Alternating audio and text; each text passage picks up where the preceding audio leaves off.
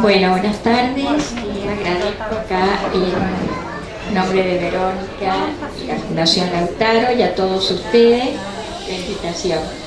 Yo voy a hablar especialmente de la parte del rol del cuidador principal. Esto tiene una base científica documentada, no es solamente una perspectiva subjetiva, en la cual esto nace por la experiencia de ustedes, las madres. A través de los años, que han sido ya bastante, más de 35 años de experiencia profesional, he aprendido a focalizar en la enorme responsabilidad que tienen ustedes como madres para seguir el día a día con el seguimiento de estos niños. Sabemos que cuidar, proteger la niñez, es el cuidado, es agregar la vida a los años del niño. La vida, no solamente la cantidad de meses o días, no solamente años a su vida. Muchas veces todo comienza cuando uno ve algo que no funciona en el desarrollo del niño, especialmente el retraso del desarrollo motor que no alcanza las pautas establecidas.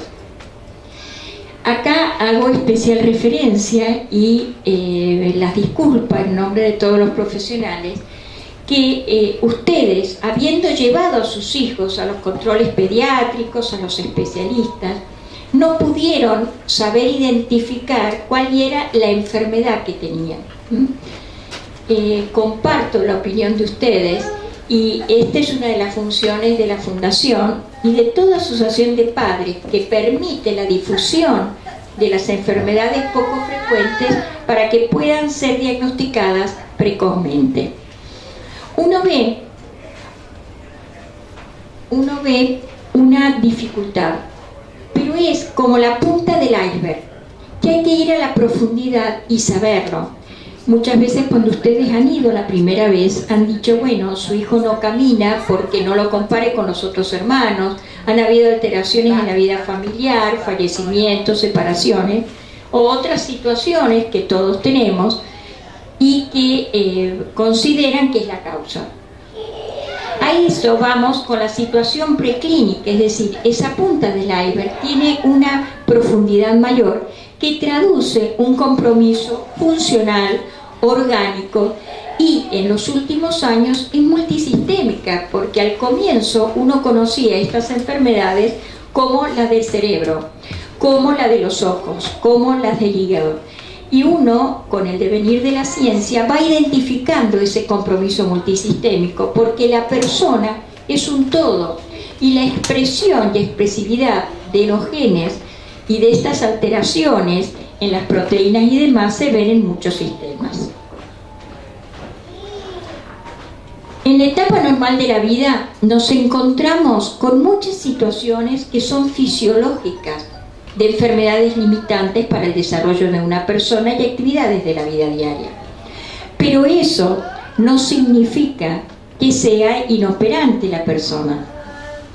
Y hoy nos encontramos para hablar especialmente de las leucodistrofias, pero no es solamente de la leucodistrofia como sujeto, como núcleo de una parte de la oración, sino son personas, como tenemos anteojos con un poco más de peso, sanos enfermos, pero con leucodistrofia. Se nos abre una puerta, una serie de posibilidades. Acá les traigo la misma presentación de dos pacientes, una en el Hospital Rivadavia, que estoy en neurología infantil, y otra que presenté en Brasil, en el Congreso de Enfermedades Metabólicas. Es un tipo de leucodistrofia que ha sido mencionada, en donde lo que es importante en este hallazgo fue el diagnóstico neonatal que le hice a este niño, en donde les comento que este chico había entrado por convulsiones a la sala de terapia intensiva neonatal por una situación que fue asumida como frío, porque venía de un lugar muy vulnerable, en donde la madre, para calentar a su hijo, encendió 4 velas, pensando que con eso lo iba a proteger. y tuvo convulsiones. Yo le vi algunos otros signos y tenía síntomas, y yo dije, no me cierra para esto. Le hice el árbol genealógico, que es muy importante, especialmente para los médicos profesionales presentes, porque es un arma muy importante para el diagnóstico. Esta madre tenía, digamos, un relato muy fantástico, en donde decía que se habían fallecido porque había tenido una argumentación de una vecina, una serie de cosas que, hilándolas, uno veía que era el devenir de esta enfermedad.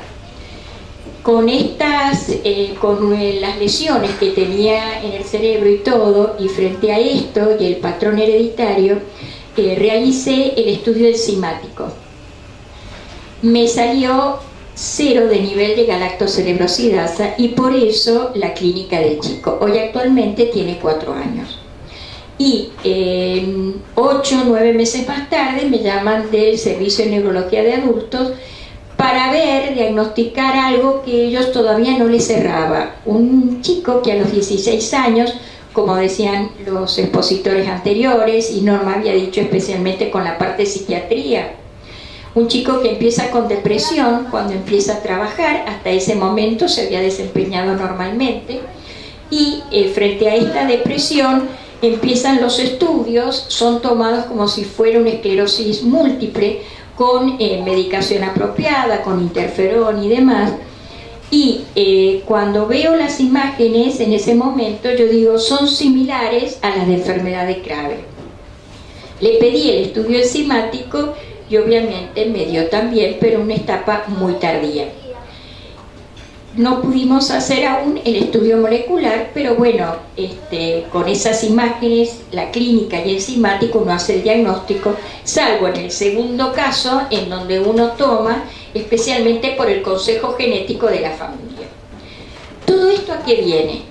A que el ser persona implica que cada individuo humano tiene valor por lo que es y no por lo que hace o es capaz de hacer.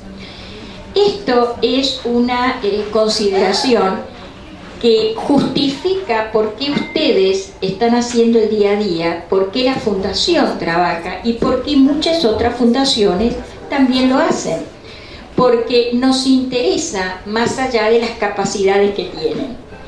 En Argentina sabemos que el 28% de la población entre 0 a 19 años presenta un grado de discapacidad. Uno cada 3.000 personas presenta una discapacidad por enfermedades neurodegenerativas.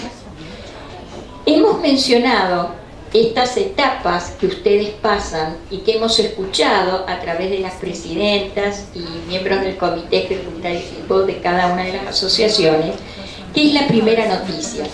Yo siempre la asemejo a una tortuga, porque uno ve cómo ustedes y familia, no solamente las madres, van de uno a otro profesional a estudios diversos, con diferentes interdisciplinas, pedida por los profesionales de salud y también decidida por los padres, porque muchas veces ustedes toman decisiones en consonancia o no con el profesional. Esto hace que la OMS y los cuidados es decir, la OMS habla de estos cuidados ya en el 2002, poniendo especial atención en el modelo global de atención al niño con la enfermedad que limita su vida, y ahí aparece lo de enfermedades limitantes de la vida, iniciándolo desde el seguimiento con un conjunto al conjunto del tratamiento, que son las acciones. Sobre estos aspectos biológicos, psicológicos, sociales y espirituales, con el objetivo de mejorar la calidad de vida.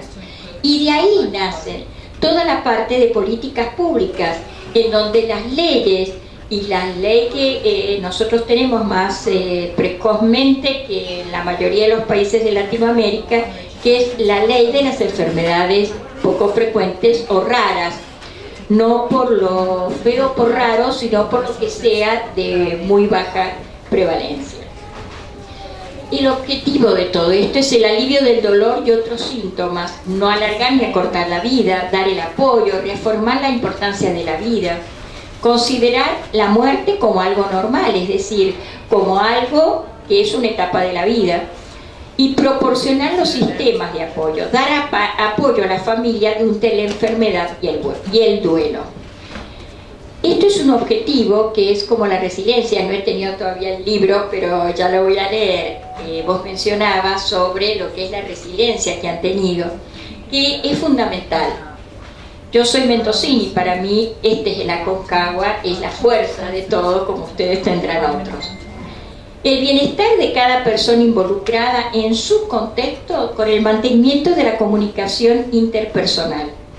¿Esto qué es? Que es la persona, el niño enfermo, y la familia en ese momento con lo que le toca estar, con la familia biológica, con la familia ampliada, con una situación de que si tiene o no obra social, con lo que hay que batallar, pero que como profesionales de la salud no podemos desconocer.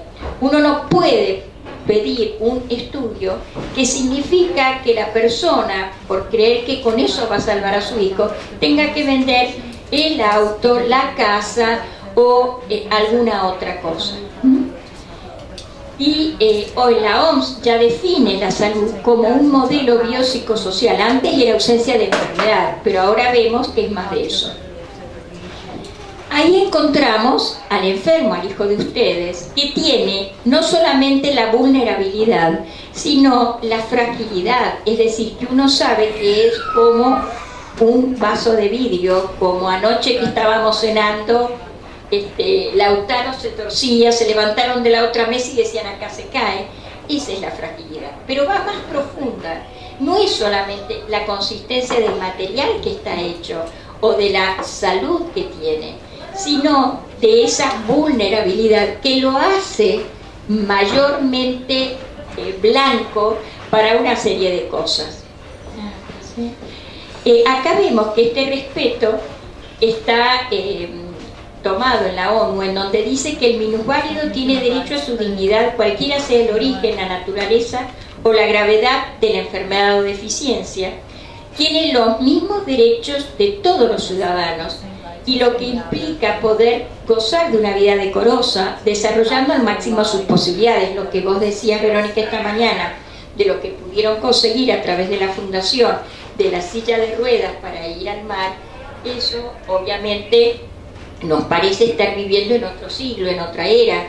Cuando hace 17 años atrás, yo me acuerdo que había ido a formarme en Francia, en un hospital de enfermedades neuromusculares, y ellos ya lo estaban preconizando y hacían los talleres, hacían los campamentos y demás.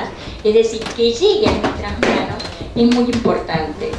Y las convenciones y los derechos del INSIGE, que especialmente sobre la investigación, que eso da mucho que hablar, especialmente cuando son vulnerables las personas, protección especial, y la niñez, y especialmente el cuidado cuando se trata de poblaciones más necesitadas o en desventaja económica y médica, que estamos muy a diario con eso. Vemos que acá la fragilidad toma como ícono lo que es la dignidad de la persona, es decir, la esencia. En cambio, cuando hablamos de discapacidad, hablamos de lo que es capaz. Es decir, que una persona, si no puede moverse, tiene discapacidad y no vale. Pero si nosotros consideramos a la persona en su fragilidad y en lo que significa ser persona, que es la primera diapositiva, vemos que tiene una dignidad. Todo eso aumenta la mortalidad y morbilidad, y aumenta con la edad, en especial si van juntas. Vemos muchos médicos que trabajaron sobre esta forma de enfocar y de tratar a los pacientes en situaciones limitantes de la vida.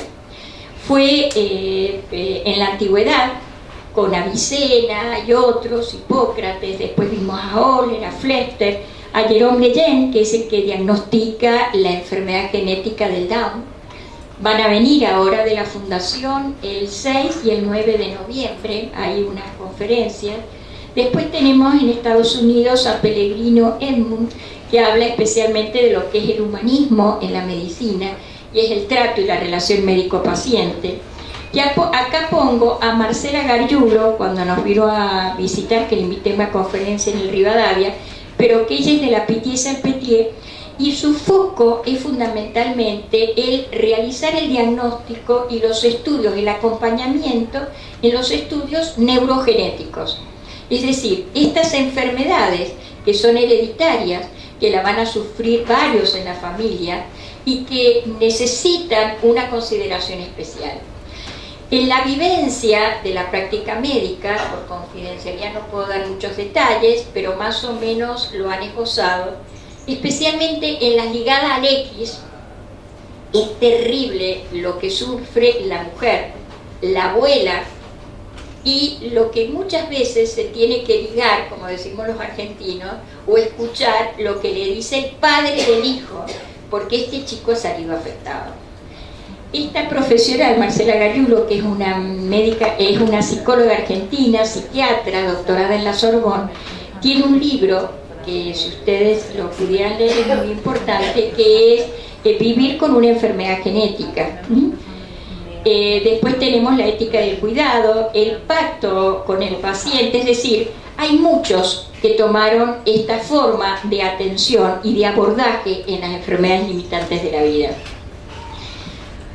Un modelo que vamos a ver si lo introducimos en la parte de políticas públicas a través de un esbozo, un proyecto de ley, es similar a lo que hace la experiencia francesa. Es decir, ellos son centros que están muy calificados y muy especialistas, así como los estudios genéticos. El de mitocondrias se hace en un lado, a lo mejor el de leuco en otro y demás, porque son costosos. Nosotros como país tendríamos que hacer eso, es decir, que haya centros disponibles para la parte pública y privada, pero que podamos tener acceso todos.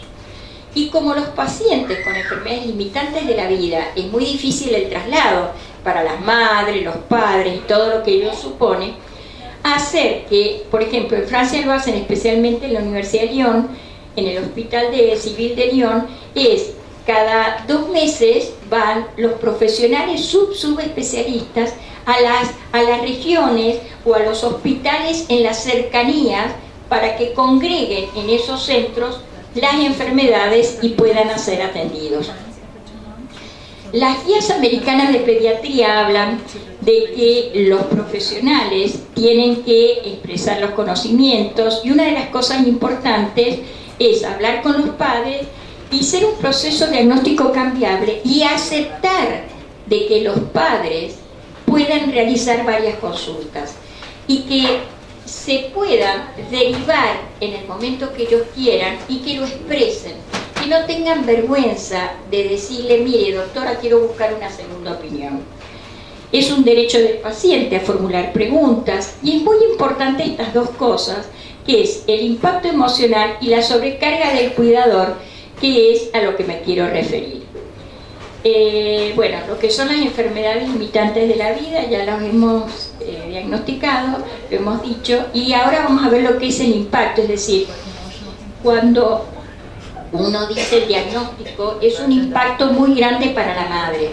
Nosotros en el consultorio de neurología infantil lo que estamos haciendo es que cuando se da el diagnóstico entran por lo menos 3 profesionales, no más, pero que van a seguir al paciente con ese compromiso y además que van a poder seguir especialmente la parte psicológica, porque en ese momento uno, muchas veces como médico, se desvive en realizar en forma sencilla, brindar un diagnóstico, pero no se pone del otro lado donde están ustedes, en donde ustedes están abatalladas y que lo único que van a recordar es que le dieron un diagnóstico terrible, cómo estaba vestido el médico y que a lo mejor no quieren volverlo a ver.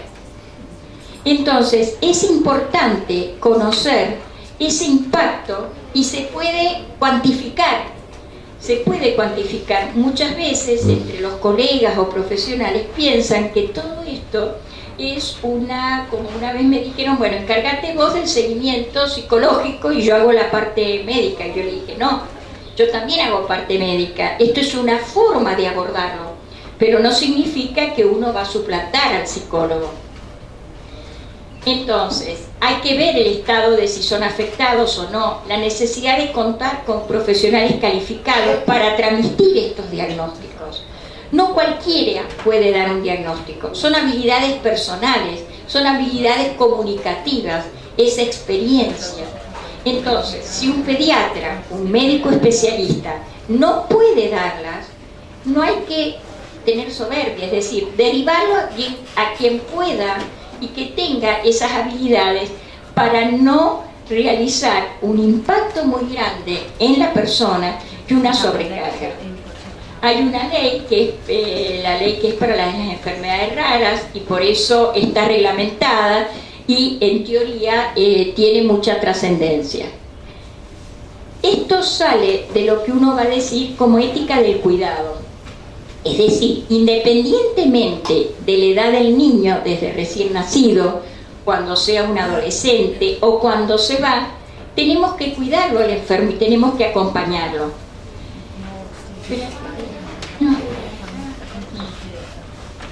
No, falta, bueno, me falta la parte más importante, discúlpenme, que es ¿por qué es lo del cuidador?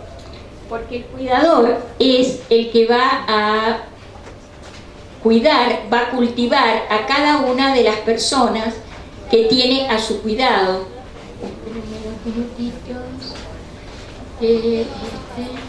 Y así como se cosecha en el campo cada una de las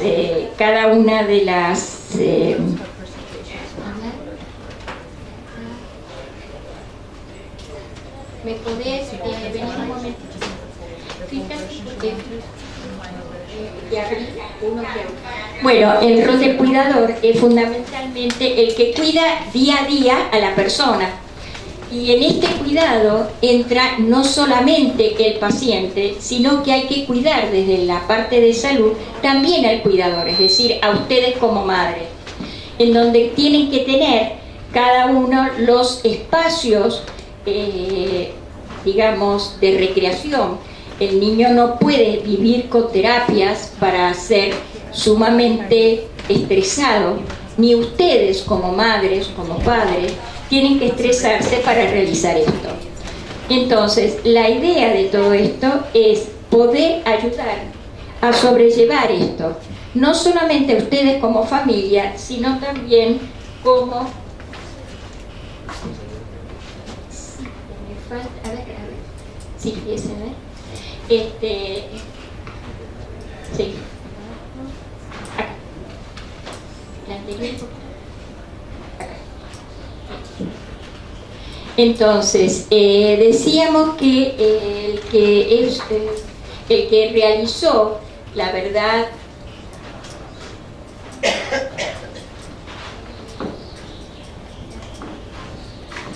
¿quién es el cuidador más próximo? El cuidador más próximo es la persona que está más cerca y sin ningún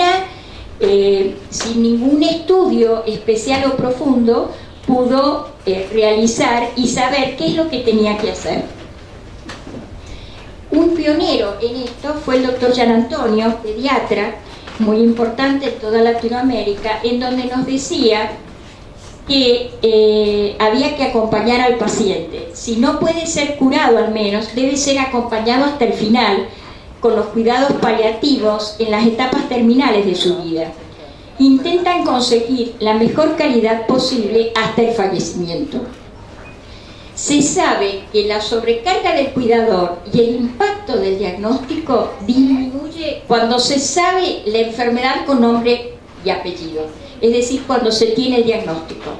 Pero no por eso uno pierde tiempo en un tratamiento, no porque no sepamos, escuchaba ayer cuando no me acuerdo con qué mamá hablaba, que me parece que aunque no sepan el diagnóstico o estén en esa etapa, uno puede comenzar con algunas de las terapias, porque evitar las contracturas, poder alimentarlo y demás. Gian Antonio que decía que el médico en el momento de tratar a la persona con una enfermedad orgánica crónica tenía que tener en cuenta la indicación para la intervención médica, las preferencias y deseos del paciente y sus cuidadores. Yo me acuerdo cuando comencé con esto de las enfermedades poco frecuentes, se desencadenó con un paciente con enfermedad de Menkes, y teniendo la posibilidad de ir a Estados Unidos los padres, que nos habíamos movido muy costosamente, se me ocurrió preguntarle a la madre. Yo no sabía muy bien cómo esto se abordaba, y le dije: mire mamá, yo muy contenta, puede irse a Estados Unidos, hemos conseguido que su marido, a través de la parte laboral, se pueda ir a Washington, donde estaba en el NIH una persona que hace todo este tratamiento. Y la madre me miró desconcertada y me dijo: yo no se lo pedí, doctora, yo no quiero ir. Y nos quedamos asombrados, porque muchos venderían el auto, la casa, como les decía, para ir. Y esta madre me dijo: no, doctora, yo mis afectos los tengo acá, y frente a tanto sufrimiento con mi hijo, yo no me voy a bancar estar en otro lado. Entonces es muy importante, porque esto significa respetar el deseo de los padres y su autonomía, y las modificaciones en la calidad de vida que traerá la intervención médica, porque uno como profesional es responsable de lo que hace, que prescribe, y de las consecuencias que muchas veces no se toman en cuenta. Y bueno, ahí está. Entonces, es importante, bueno, entonces esto, y después tenemos que con todo esto, bueno, esto tenemos los de la antigüedad que utilizaron este sistema en la relación médico-paciente, en donde el tiempo es muy diferente al que nos dan los hospitales públicos para atender, porque el tiempo nos apremia, sin fines de horario ni nada. Y todo esto llegó a que pudiéramos publicar a través de Francia la parte de las experiencias que nosotros teníamos en Argentina, en una revista que se llama Contraste. La doctora Gargiulo me invitó a publicar, y después en Brasil, a través del grupo de padres de enfermedad de Menkes, publicamos un libro que es Mamá, ¿cuánto vale mi vida? Frente a esto de que la persona es tomada en la sociedad actual como un exponente de capacidad, y no como lo que realmente es. Así que bueno, los felicito a todos, y para que sigan adelante, y esperemos poder formar médicos que puedan atenderlos como se merecen. Muchas gracias.